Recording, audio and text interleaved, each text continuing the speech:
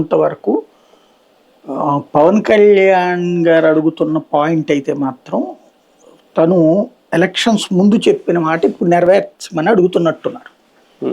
Elections ముందు ఏదైతే ఈ చంద్రబాబు గారి సమక్షంలోనే కదా మనం ఇప్పుడు తక్కువ తీసుకున్నాము, మనకు బలం ఉన్నా సరే అది జగన్ అధికారులకు రానియకుండా ఉండడం కోసం మనం కొంత త్యాగాలు చేయాల్సి వచ్చింది, తప్పదు.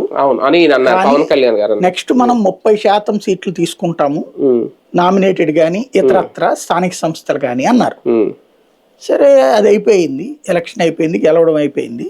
నామినేటెడ్ పోస్టులో వీళ్ళు కోరుకున్నట్టు 30% రాలేదు. ఈ అసంతృప్తి విపరీతంగా ఉంది కేడర్లో.